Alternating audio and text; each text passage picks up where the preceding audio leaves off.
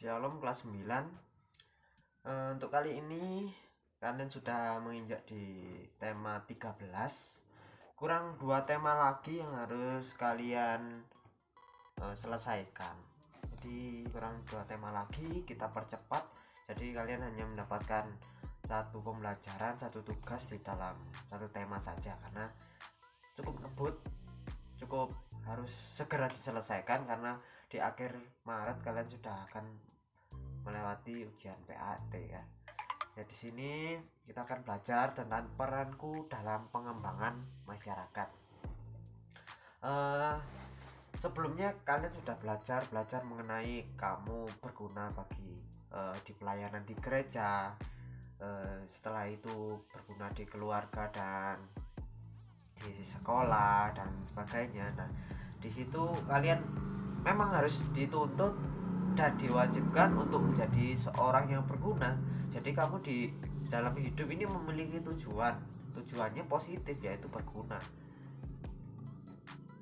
Nah, sekarang kita belajar mengenai literatur Alkitabnya. Literatur Alkitab kita dasari dengan 2 ayat, yaitu di Matius 25 ayat 31 sampai 46. Nah, di sini menyatakan pernyataan mengenai kepedulian kepada sesama dan orang yang pantas dipilih dan diberkati oleh Allah. Nah, di dalam Matius ini menceritakan mengenai dua kubu antara kambing dan domba. Nah, kalau kalian mengerti, mungkin domba itu adalah sejenis kambing tapi memiliki bulu yang berbeda, cenderung halus dan bisa difungsikan untuk kain untuk melindungi orang, melapisi kita sebagai baju contohnya. Nah, kalau kambing mungkin cenderung mungkin rembes dan lain sebagainya. Nah, dan mungkin bau. Beda dengan domba. Nah, di situ ada pembedaan antara kambing dan domba. Murid Tuhan itu diibaratkan sebagai domba. Kita pun sebagai orang percaya diibaratkan sebagai domba. Nah, senantiasa kita harus menjadi berkat bagi sesama, berguna. Walaupun tidak harus mati, tidak harus disate, tapi dia punya guna yang tertentu.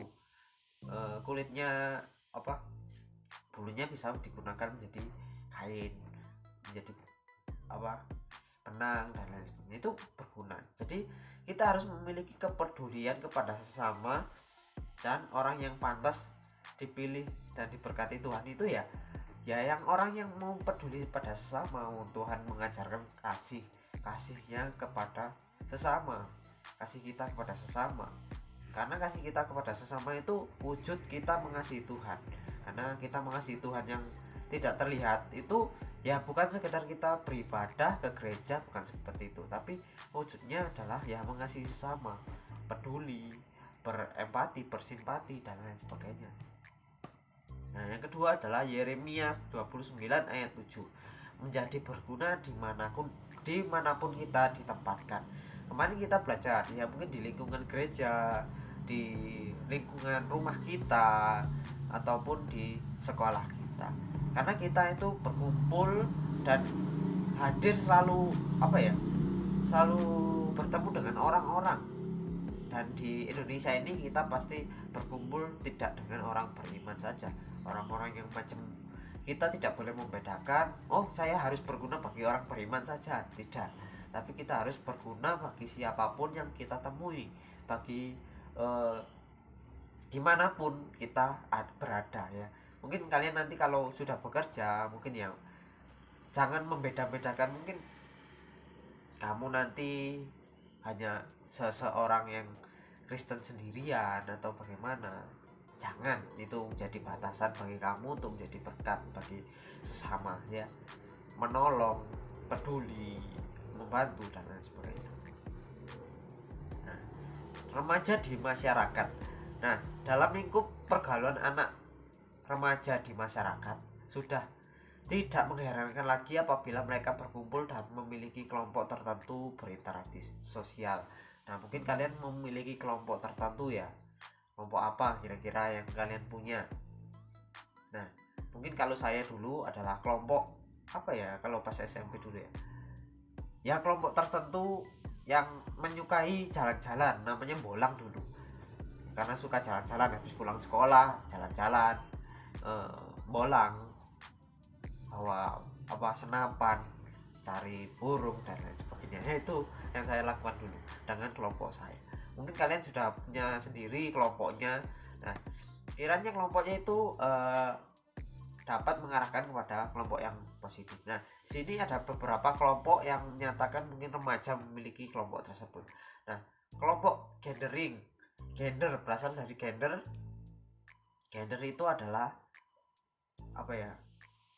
Jenis kelamin. Mungkin ada kelompok cowok-cowok saja, cewek-cewek saja. Nah, itu seringkali terjadi ya. Yang kedua adalah kelompok sahabat karib. Nah, sahabat karib ini mungkin ya yang hanya sahabat dekat saja, ya bisa cowok cewek. Nah, jadi ini cenderung lebih dekat lah, intim, mungkin sampai bisa nginep di rumah teman dan lain sebagainya. Nah, itu sahabat karib. Cross atau kelompok remaja yang berbeda. Nah, cross ini cenderung kepada kelompok yang memisahkan diri dari kelompok umum, karena mereka memiliki apa ya, mungkin perbedaan yang jauh dari anak-anak yang umum. Mungkin sering dikucilkan, mungkin orang-orang anak-anak yang sering dibully ya kumpulnya dengan anak-anak yang dibully. Kelompok mungkin yang mohon maaf mungkin di dalam tanda kutip itu cacat ya, mungkin anak dengan cacat dan sebagainya, mungkin seperti itu. Nah, jadi mereka membentuk kelompok sendiri supaya mereka dapat apa ya, memiliki kelompok yang nyaman. Nah, organisasi, nah di sekolah, di gereja ini ada organisasi. Kalau di gereja mungkin KPPM, organisasi pemuda remaja. Nah, di sekolah seperti OSIS, seperti karya ilmiah remaja dan lain sebagainya, banyak. Dan di sini organisasi pasti membentuk dan memberi apa ya, dorongan untuk kita dapat menjadi orang yang positif, memiliki karya, memiliki jati diri. Nah, jadi di sini organisasi itu membentuk karakter. Nah, geng mungkin cenderung kata-kata kelompok yang dinamakan geng itu negatif, tapi sebenarnya tidak. Geng itu ya sama saja, kata lain sebagai kelompok, mungkin seperti klub, seperti komunitas, nah seperti itu. Tapi ya di masyarakat sebutan geng ini cenderung menjadi pandangan negatif bagi orang-orang ya. Jadi ini kelompok-kelompok tertentu ya. Apapun yang kalian pilih, kelompok apa, kiranya jangan sampai menghambat kamu untuk menjadi orang yang berguna bagi masyarakat, dapat meningkatkan apa ya, potensi kamu kiranya. Jadi memilih kelompok itu yang tepat ya. Jangan sampai memilih kelompok tambah merusak jati diri kamu. Ya, untuk apa remaja di masyarakat? Remaja adalah bagian dari masyarakat atau warga lingkungan terkait. Maka remaja juga harus memiliki kontribusi terhadap lingkungan. Kita harus memiliki kontribusi, kita harus memiliki apa ya, bisa dibilang jejak kaki. Nah, kalau kamu mau lulus, nah pasti kamu harus memiliki apa ya, hal-hal yang kamu tinggal. Hal-halnya apa ya, pasti positif, hal yang positif. Nah, yang pertama Matius 28 ayat 19 sampai 20. Nah, kita mempelajari tentang amanat agung lagi. Amanat agung yang wajib orang-orang beriman lakukan, orang-orang beriman laksanakan. Nah, misi yang tersirat ini wajib dilaksanakan oleh setiap orang beriman sebagai tanda bahwa ialah saksi Yesus di dunia. Nah, mungkin saksi secara tersirat.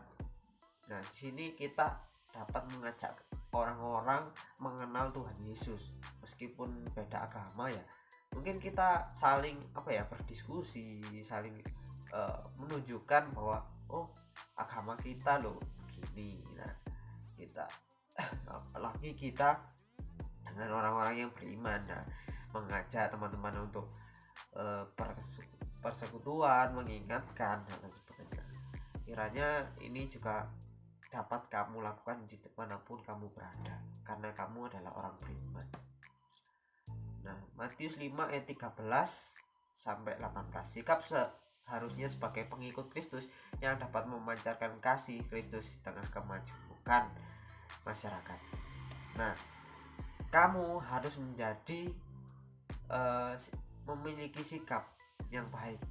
Sikapnya apa? Ya kamu lihat di Matius 5 ini, sikapnya bagaimana. Pasti harus menjadi garam dan terang dunia bagi setiap orang yang kita temui. Nah, kamu pelajari ayat-ayat yang sudah saya berikan ini. Nah, kiranya kamu juga dapat menanamkan. Jadi ini bukan sekedar pelajaran, tapi ini adalah bekal kamu untuk melakukan kehidupan kamu ya. Jadi tidak hanya berhenti di pelajaran agama Kristen. Nah, remaja yang bersinar.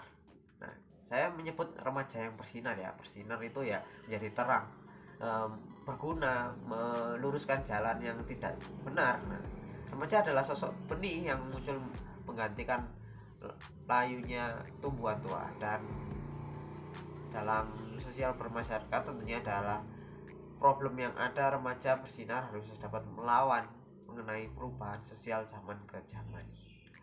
Nah, kamu harus memiliki misi dan misi tertentu. Nah, karena di dalam kehidupan, di dalam zaman berganti zaman itu kesusahannya beda. Nah, tapi ada hal-hal tertentu kesusahan yang sama, dan kita sebagai remaja, pemuda dan lain sebagainya, kita sebagai generasi penerus harus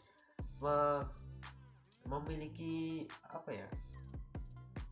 kiat-kiat untuk merubah hal yang buruk, hal yang kurang di zaman yang lalu. Seperti kalau mungkin dulu komputer Pentium 4, sekarang sudah Intel berapa. Nah, jadi lebih memperbarui, lebih baik lah. Nah, yang satu, problem kemiskinan. Nah, tidak saya jelaskan. 2, kebodohan. Nah, 3, kriminalitas. 4, narkoba. 5, konflik fisik, pornografi, keadaan lingkungan, dan itu. Jadi kita mempelajari itu tadi ya.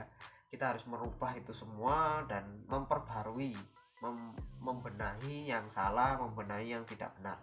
Cara menjadi remaja yang bersinar, bagaimana kan? Nah, jadi lebih sadar akan kepentingan dan kebutuhan orang lain. Nah, jadi mendahulukan kebutuhan orang lain ya.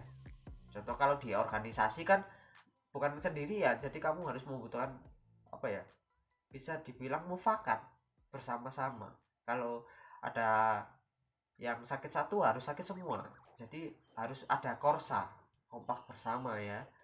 Yang kedua, tidak egois pastinya, tidak mudah terprovokasi, memutuskan dengan musyawarah. Jadi kalau mungkin sekarang adalah zamannya media sosial, jangan kamu mudah terprovokasi dengan hoak-hoak atau ujaran kebencian dan lain sebagainya. Kamu adalah orang Kristen yang smart, yang harus tahu mana yang baik dan benar. Sadar dan yakin atas kemampuan pribadi yang dimiliki. Nah, kamu memiliki talenta dan kamu harus mengembangkan di kelompok-kelompok itu. Nah, jadi kamu harus berguna bagi masyarakat sekitar.